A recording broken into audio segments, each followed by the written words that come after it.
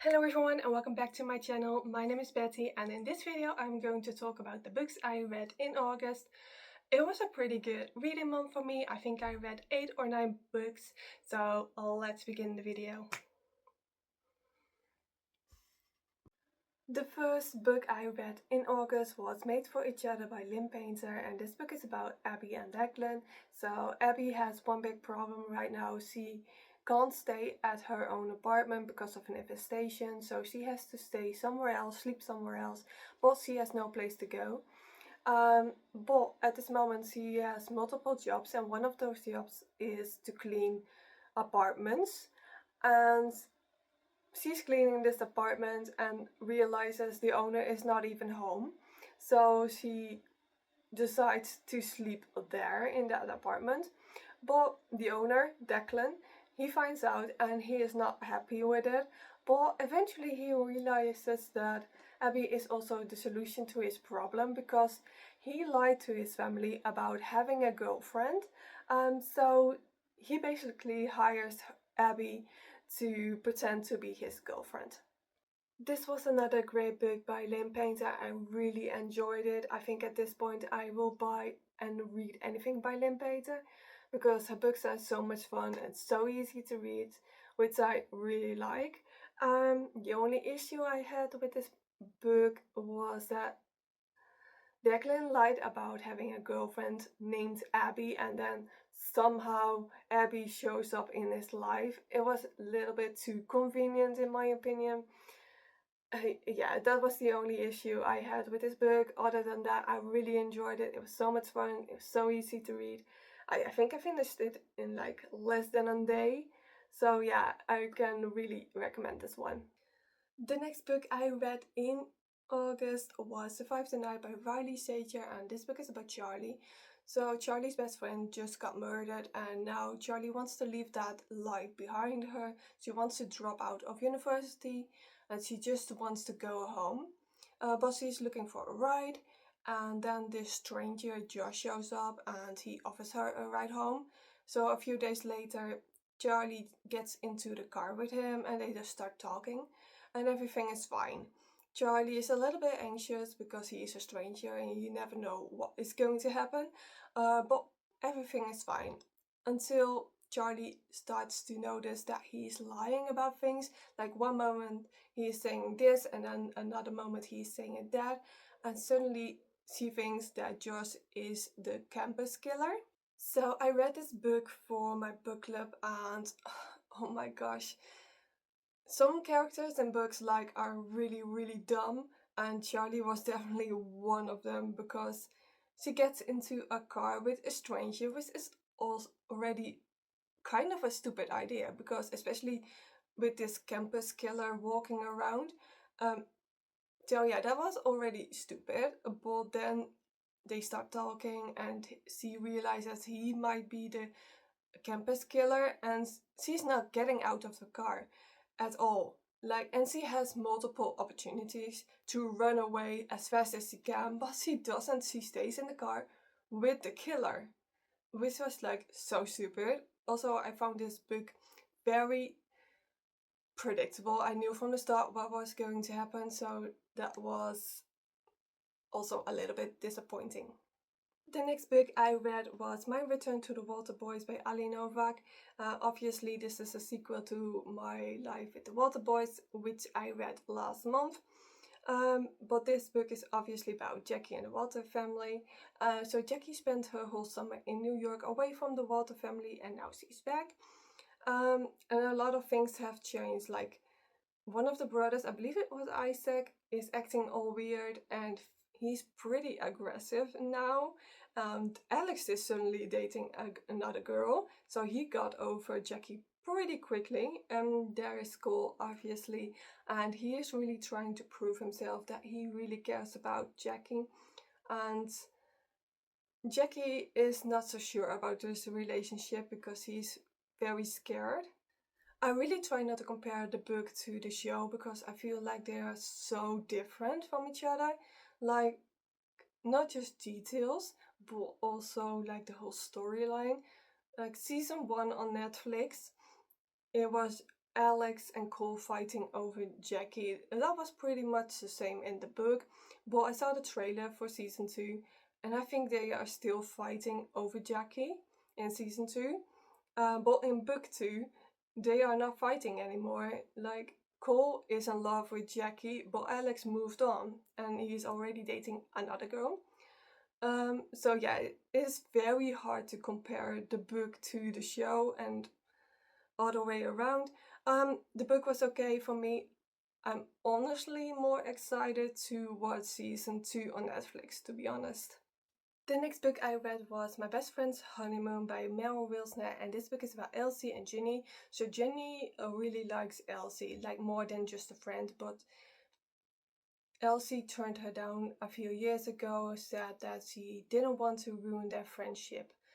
Now Elsie is dating this guy. She's actually engaged to this man, and this guy planned the whole wedding and honeymoon for next week.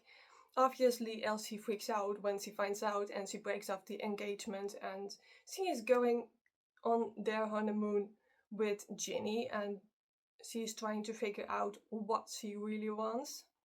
I'm going to be honest here and say that I did not like this book. It wasn't the worst book I've ever read, but I just didn't like it. I found it very strange that Elsie was saying, like, I don't want to date Ginny because that would ruin our friendship. And then before you even realize it, she is kissing Ginny. So that didn't make any sense because it basically came out of nowhere. So that was very strange. I also hated the reason why they were fighting in this book. It was so stupid and I just hated that. So yeah, I did not like this book. The next book I read in August was The Hunger Games Catching Fire, and if you're not familiar with The Hunger Games, it is about Katniss and the Hunger Games, and basically means that they put like kids together in an arena and they have to kill each other until there's one victor left.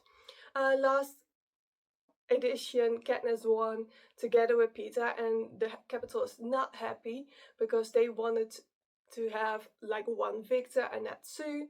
So the capital is not happy with Katniss, but she really doesn't care, to be honest. And then the capital is creating a new Hunger Games for this year, and they decided to put all of the old victors, so old winners, into one arena. That means that Katniss has to go back into the arena together with Peeta. So when the movies came out, I was obsessed. I loved the movies and they were great, and I still watch them every now and then, especially the first 2 movies. I am obsessed with the actual Hunger Games. Yeah, so reading these books now brings back a lot of good memories and I'm really enjoying it. I think they did a great job with the movies because it's pretty similar to the books. And I would say that the books are a little bit more detailed and maybe a little bit different, but other than that, they did a great job with the movies. So I think I have to read book number 3, The Mockingjay, very soon because I know I've seen the movies, like The Mockingjay Part 1 and 2, but honestly I don't remember one single thing, so I think I'm going to read book number 3 very soon. And the next book I read was Wyatt by Jessica Peterson, and this book is obviously about Wyatt, and he has been friends with Sally since they were kids basically, and after the funeral of his parents, they both died in an accident, he realizes that he has feelings for Sally, but he's not gonna say anything because he doesn't want to ruin their friendship, and he also doesn't want to stand in her way because she wants to become a veterinarian just like her father, and he doesn't want to be that guy who is ruining her dreams basically. But now years later, like many years later, they're now both in their 30s and she is back, Sally is back in town for a couple of months, and Wyatt still has feelings for her, and this time he can't ignore his feelings. This is the second book in the Lucky River range, and I'm obsessed with cowboy romance books at this moment. I'm not really sure why. The first book was about Cash, and there are 3 more books in this series, so there are 5 in total. Book number 3 came out pretty recently, and the book number 4 and 5 will come out in the future. I'm not really sure when. This book has a friends to lovers trope, a fake dating trope, so if you are into that, you will definitely like this book. And it is also easy to read, and I really enjoyed reading this book. The next book I read was Baby Moon or Buzz by Ava Hunter, and this book is about Tessie and Solomon. And they had a one-night stand together. They didn't share like any names or other details about themselves. Then Tessie finds out that she's pregnant and she's preparing to become a single mother. And she's even going on this baby moon with her best friend. That is until Solomon sees her on TV and he tracks her down because he wants to be there for his child. And now they are spending the baby moon together. So this book was just an okay book for me. I gave it 2 stars because I've read better books than this one. And some parts were just a little bit too boring in my opinion. And I also didn't feel like any connection to the characters. And I also want to say I really dislike the name Solomon. And the last book I read in August was Such Charming Liars by Karen M. McManus, and this book is about Kat and her mother Jamie. So Jamie is a criminal, she's a thief, but she wants to quit this lifestyle, she wants to become normal, have a normal job, etc. But she has to do one more heist before she can quit. She has to steal this diamond necklace and swap it for a fake one. And that is where everything goes wrong and someone gets killed. So I really like this book. To be honest, at first I didn't see the plot twist coming, but in hindsight it was kind of obvious. But I still liked it. I think I will give it like 3 stars on Goodreads. It was just okay. I think Karen McManus writes good books and I prefer the other ones. But yeah, I still enjoyed it. And those were the books I read in August. Let me know down below in the comment section what books you read in August. And thank you for watching this video and I'll see you next time. Bye.